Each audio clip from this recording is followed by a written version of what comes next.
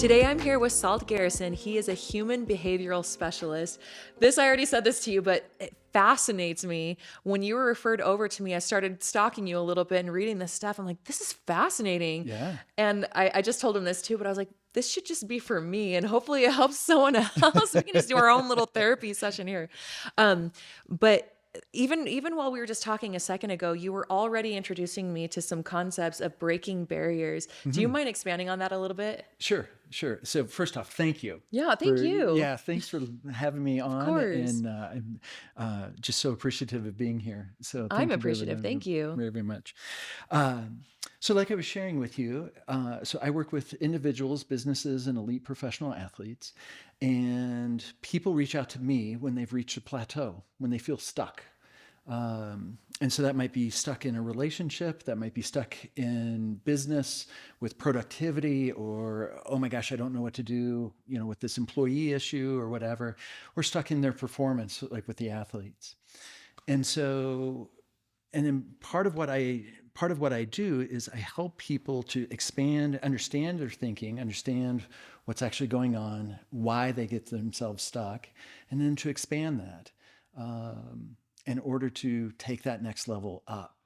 And my philosophy behind that is that we as human beings, we're meant to grow, and we're meant to continually grow. I mean, look at the trees out here. I mean, it's winter right now, so they're pretty dormant, but a tree will grow as big as it possibly can.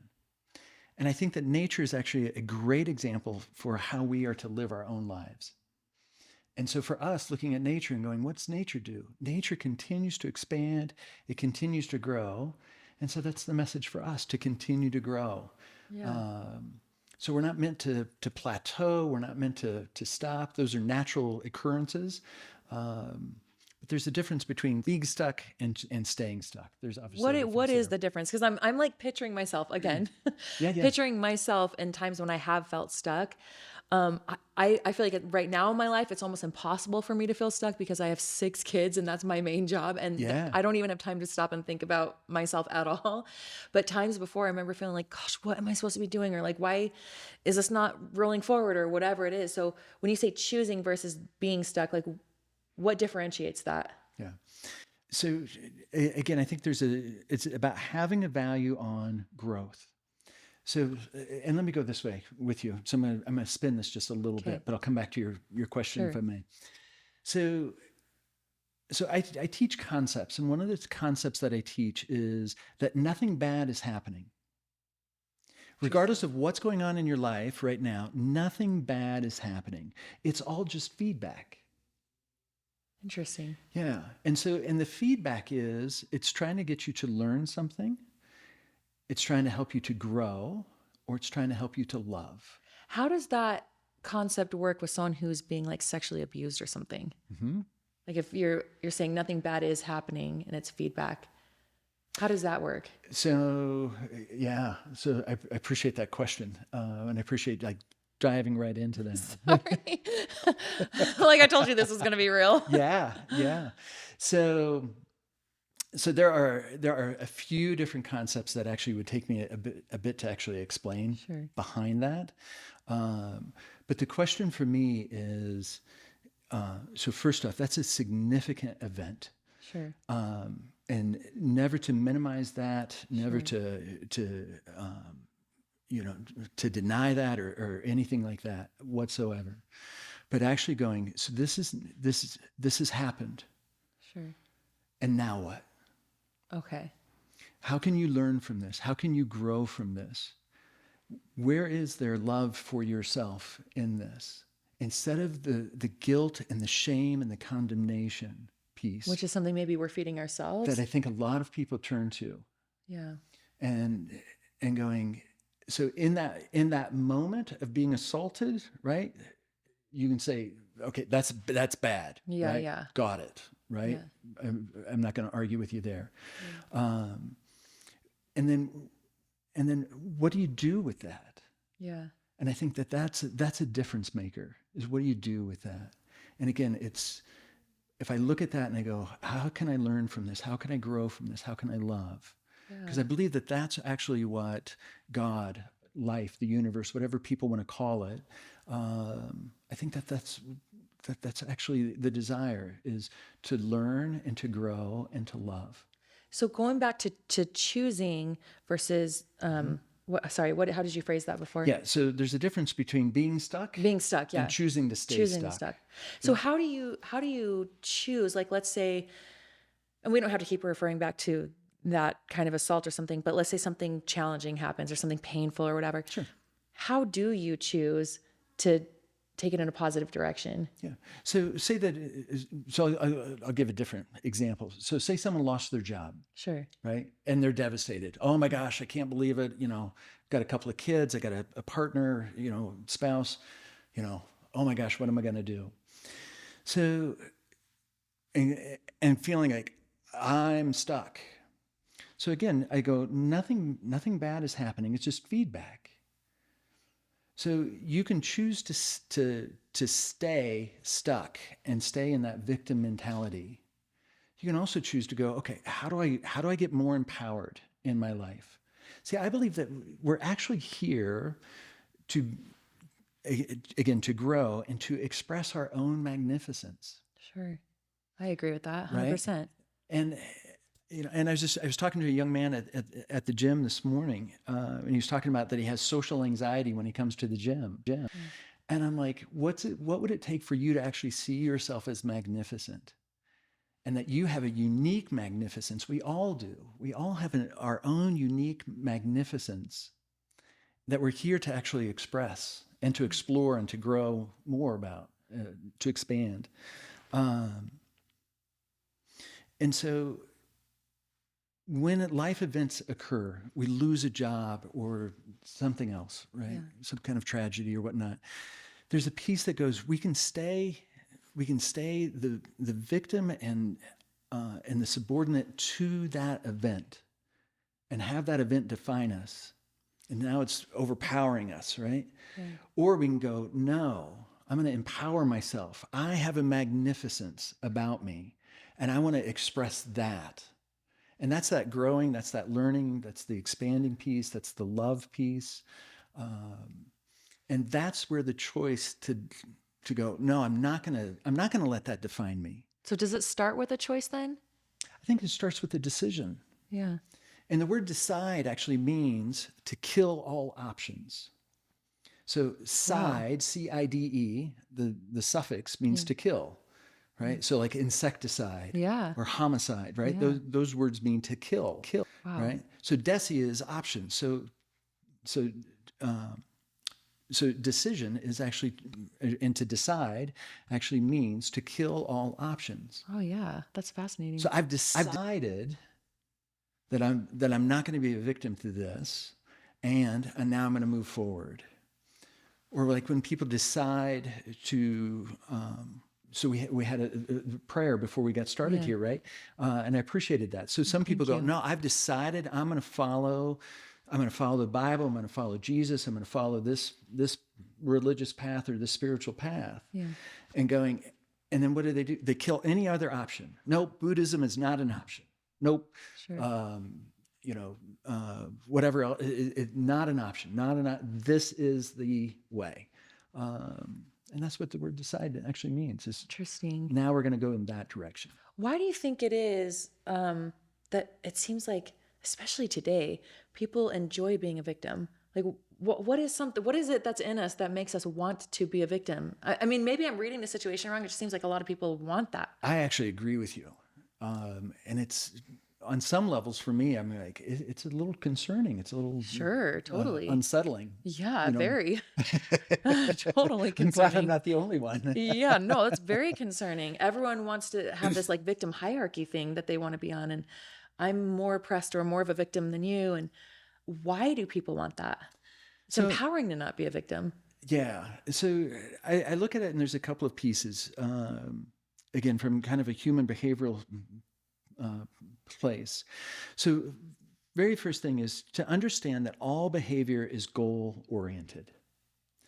And so people are doing what they're doing or not doing what they're doing for a reason. The main goal is to get something or someone, or to get away from something or someone. So when you start to actually look at and go, what are they getting, or what are they getting away from? Hmm. So for some people, the victim mentality, they get a lot of attention, Yeah. right? Which the humans need. They need attention and love. Exactly. And if you infatuate too much with it, it will elude you. Anything that we Interesting. infatuate with eludes us. And anything that we fear, we actually draw near. Oh, great. There's probably snakes around here then. Maybe not right now in the cold. I'm like, oh no, that's literally one of my biggest fears. Anyway, sorry. Yeah. So this victim mentality, so again, they're getting something from it. It might be attention. There's also this piece around this drive for affirmation. Hmm. And what I see is happening is that people are not, again, they're not tapping into, especially younger people that I see, are not tapping into their own magnificence. And they're not acknowledging and going, there's something that is special inside of me. And because they're not actually seeing it and developing it and doing the work to bring it forth, because again, there's got to be work. There's right. Yes. So Work is beautiful. exactly. And I think, and that's a sub message, I think, in our society and has been for a while Yes. around demeaning work and labor, Yeah. not just work, but actual labor. Actual labor, yeah. Right. So because I can't affirm myself, or I can't affirm myself enough, so now I need other people to affirm me. And we go into these really these kind of alternative places and going, I just want you to affirm me. And I demand that everyone affirm me. So I was just in Australia for the last 3 weeks. I got back just 2 days ago. Thanks for coming and doing this. I love Sydney, and one of the things that I really noticed when I was there is just a greater acceptance of difference, Wow. and not the demand to be the same. Wow. Interesting. And so this victim mentality is, I demand that everyone feel the exact same way that I do. I demand that everyone see the world the same way that I do. Wow. Right? So again, we're trying to get something or get away from something, trying to get someone, or we're trying to get away from someone.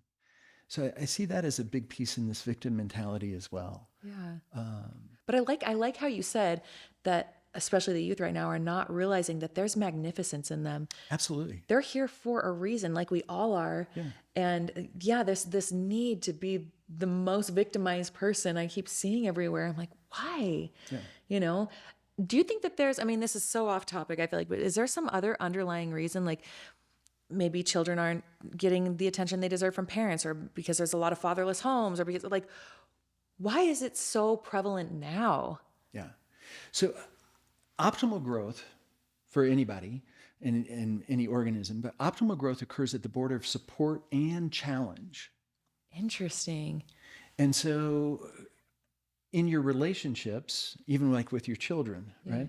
You want to offer them support, but you also want to offer them challenge. Yeah. So that they'll grow. And somewhere in our society, as I see it, is that we have moved away from the challenge. And so people are just thriving and starving and desiring and infatuating with the support, and not the challenge piece. And it goes back to that piece, like I said, around the magnificence. And I do believe that every person, we're all so unique and so amazing. I've traveled the world and I love traveling. I love meeting new people, being in different cultures. And one of the things that really strikes me is everyone has their own uniqueness. There's so many similarities, but we all have this uniqueness about us as well.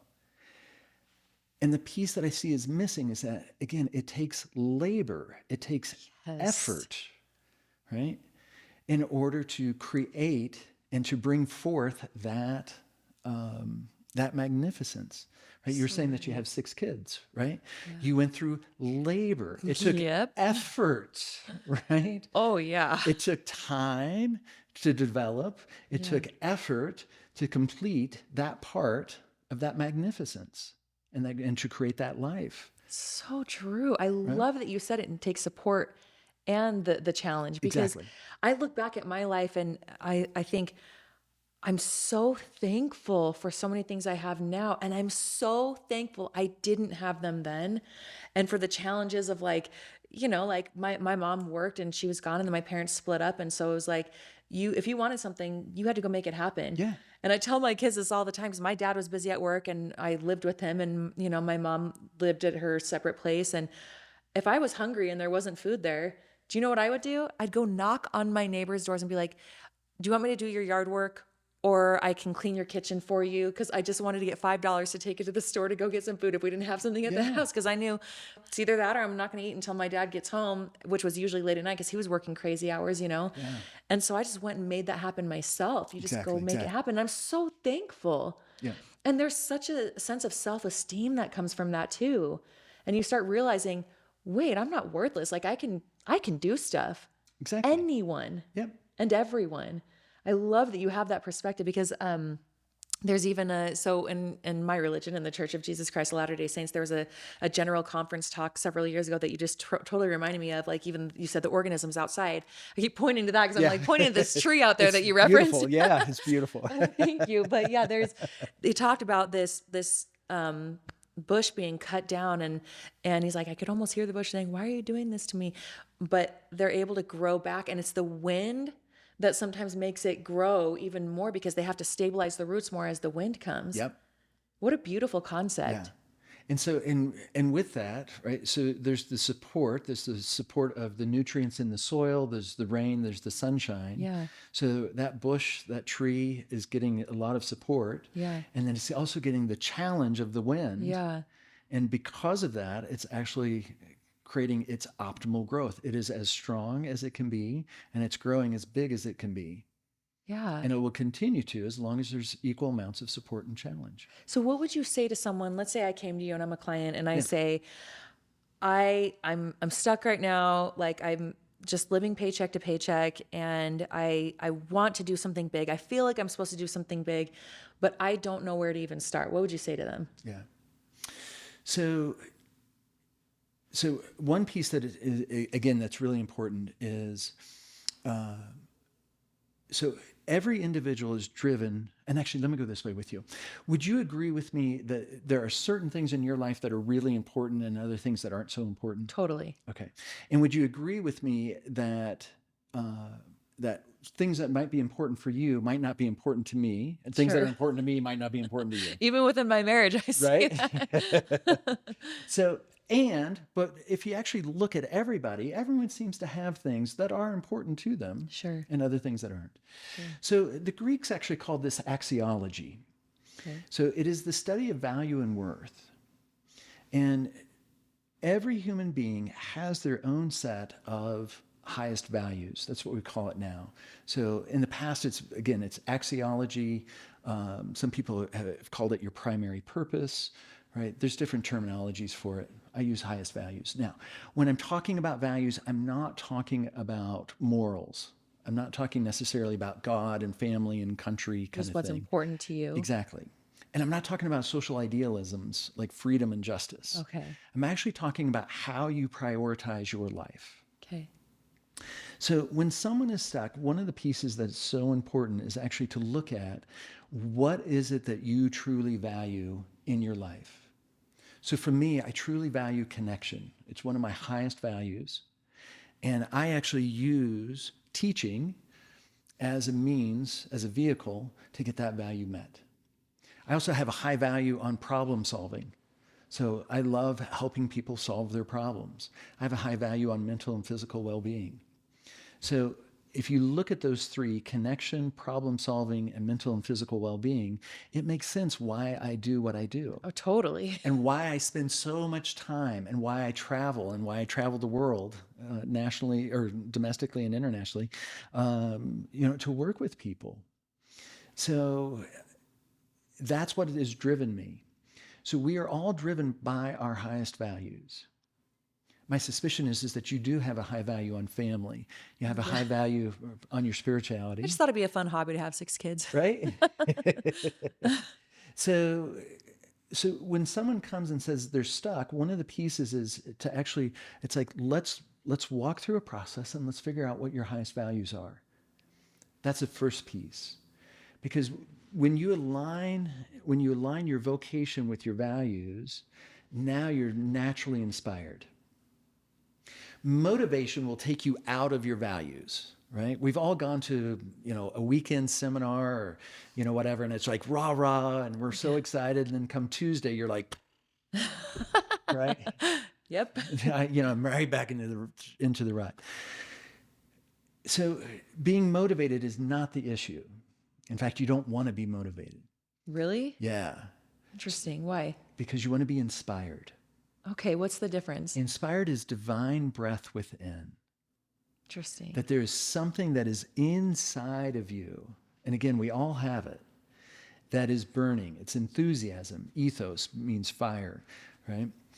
So that you have an enthusiasm and an inspiration, divine breath, to go and do that.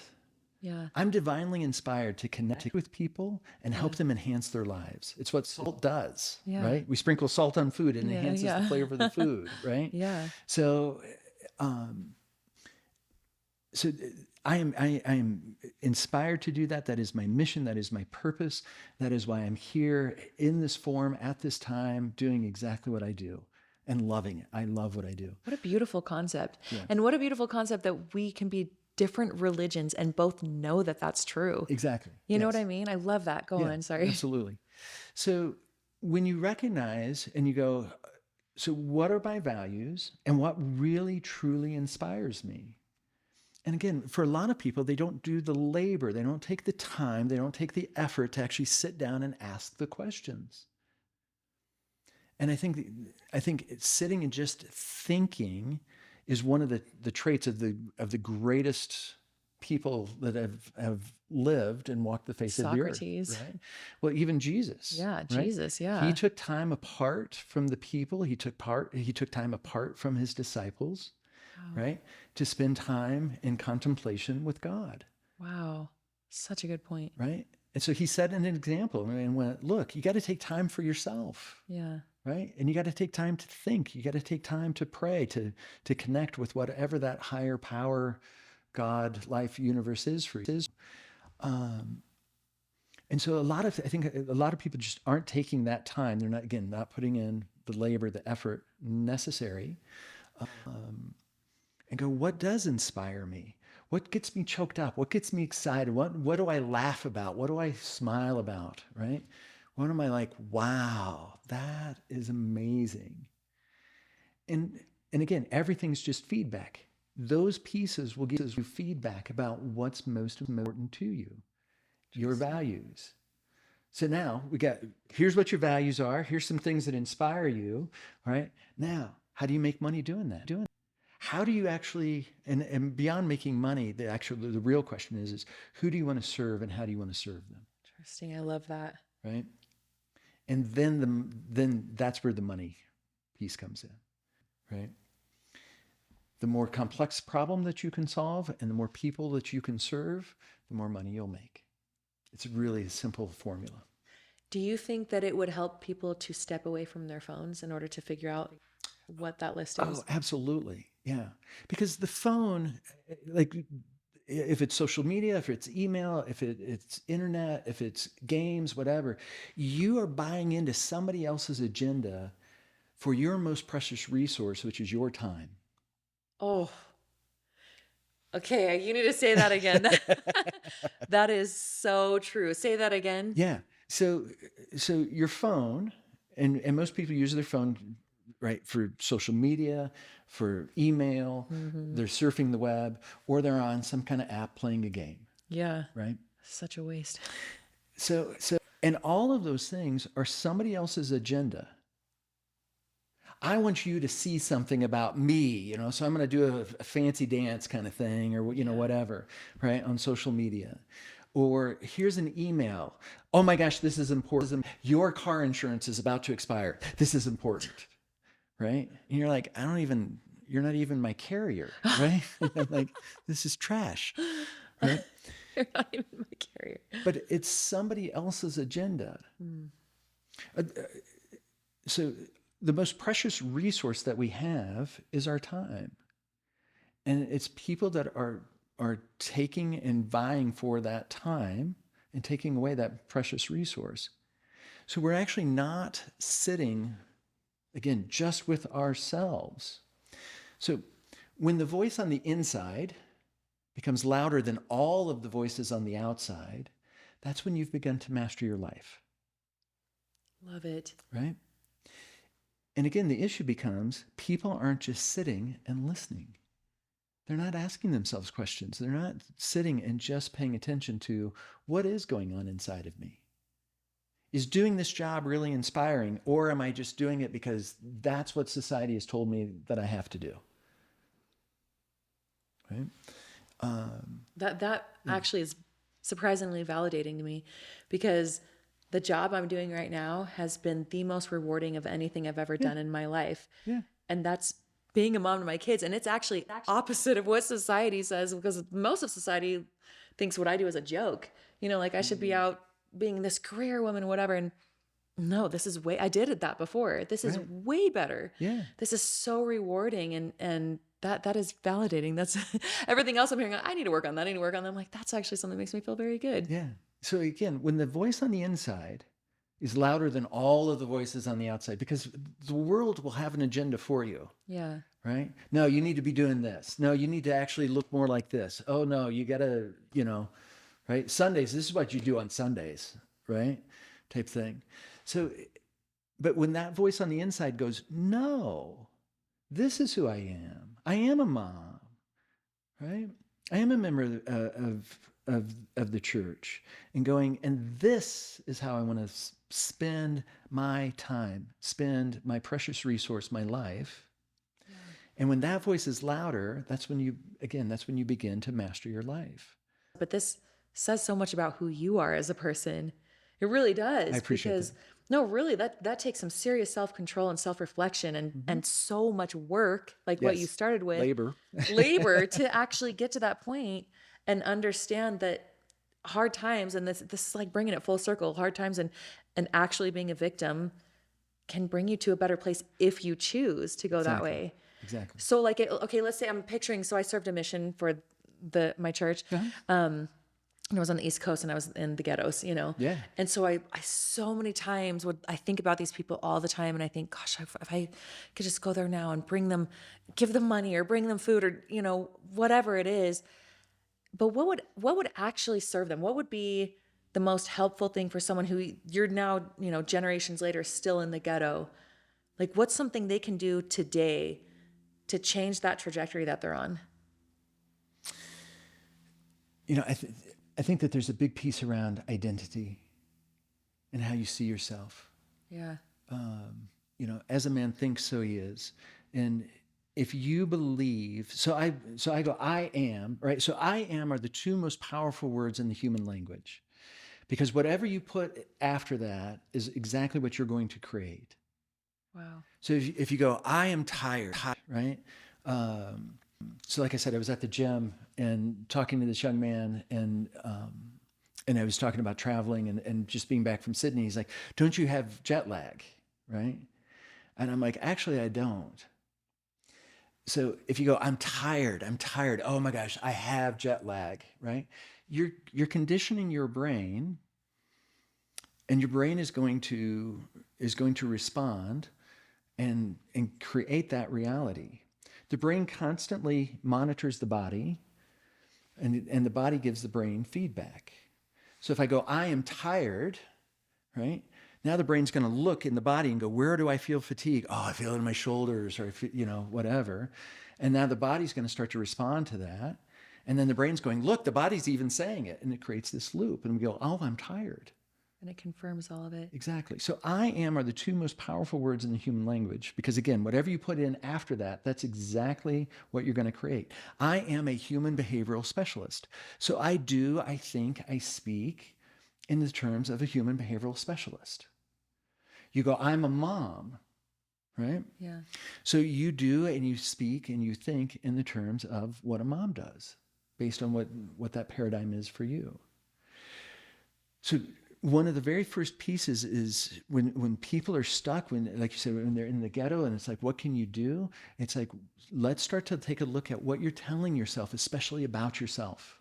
Do you believe in actually verbalizing these things? Absolutely. Like daily affirmations and things like talking to yourself in the mirror or anything like that? Absolutely. And I believe in giving yourself both support and challenge. So the daily positive affirmations, right? Oh, I'm kind and I'm love and I'm happy, right? Again, it's a falsehood. You're not always going to be kind. You're not always going to be happy, What are right? you talking about? Just We're kidding. always both sides, right? Everybody's always both Yeah. sides, right? There's a part of me that's happy. There's a part of me that's sad. There's a part of me that's kind. There's a part of me that's mean, especially if you cut me off in traffic, right? I'm going to let you know, right? I don't like that, right? I have a mean side, right? We all do. So the piece is, I am, it's like, so, I'm worthless. Okay, right? You're creating this reality of worthlessness. What if you actually, so that's a lot of challenge and not a lot of support. So you got to give yourself more support. But it's the same thing. If you're all like, oh, I just want to be happy, right? If you want to, like the fastest way to become miserable is to focus on happiness. Really? Yeah.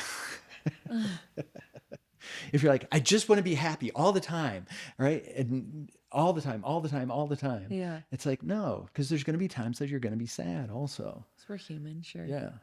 So again, you want to offer yourself the challenge piece also. So it's like, here's some affirmations, but also where's my challenge, right?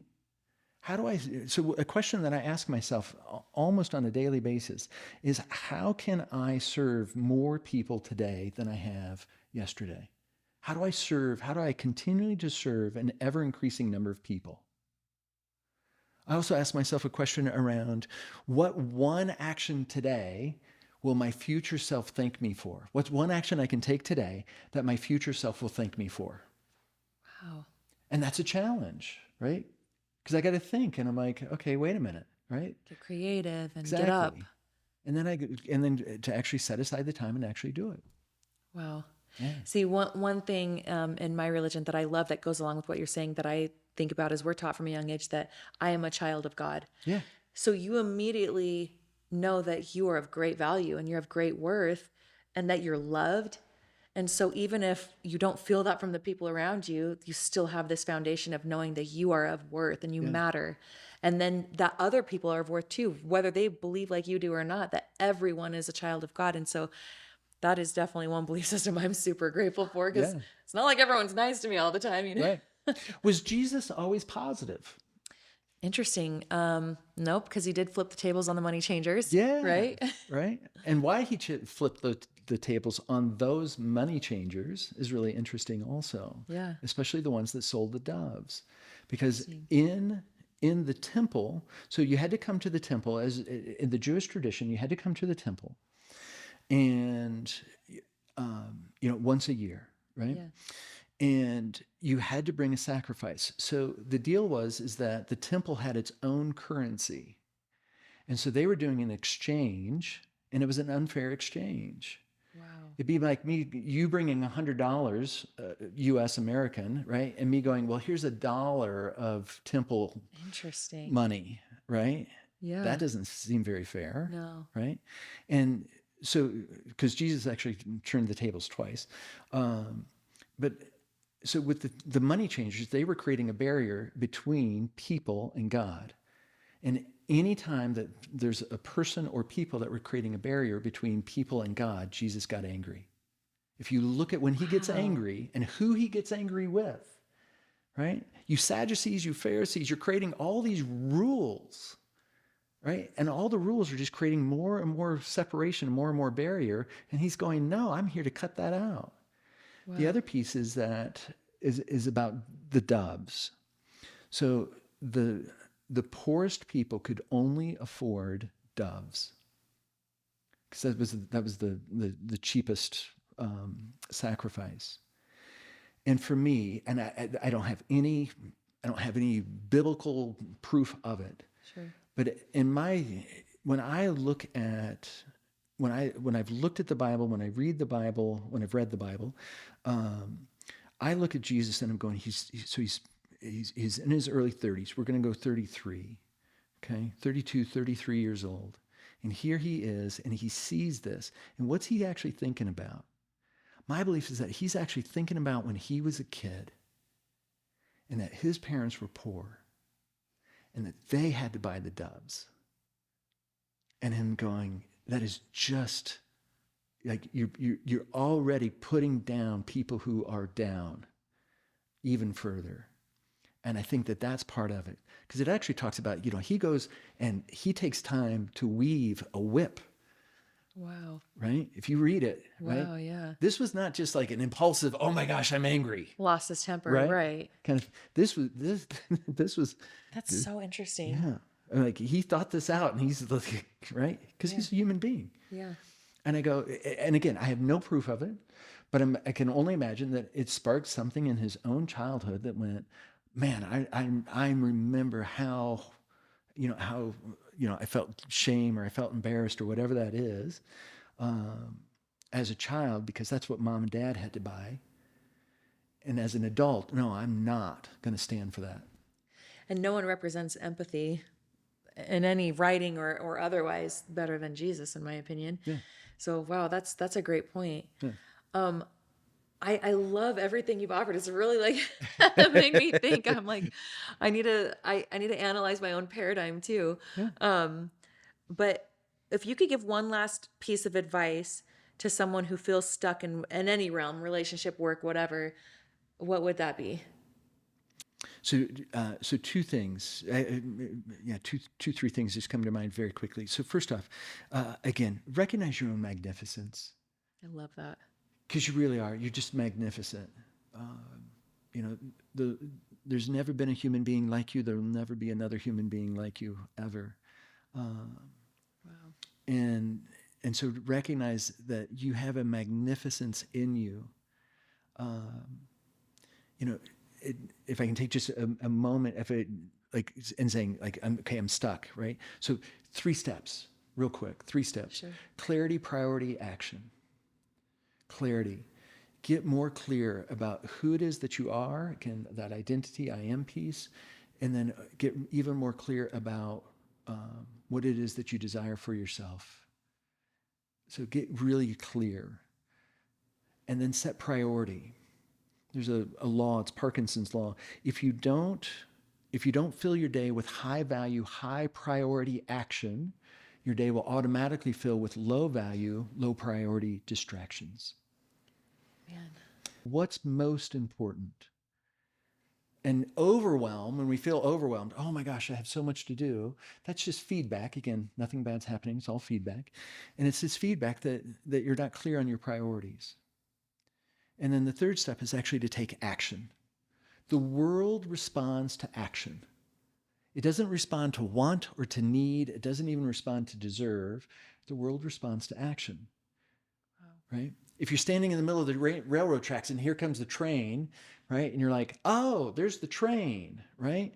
I know it's the Norfolk and Western. I know that Leroy is the head engineer, right? I know there's 28 cars, whatever. It's like all that knowledge isn't going to do you any good until you step off the tracks. You got to take action.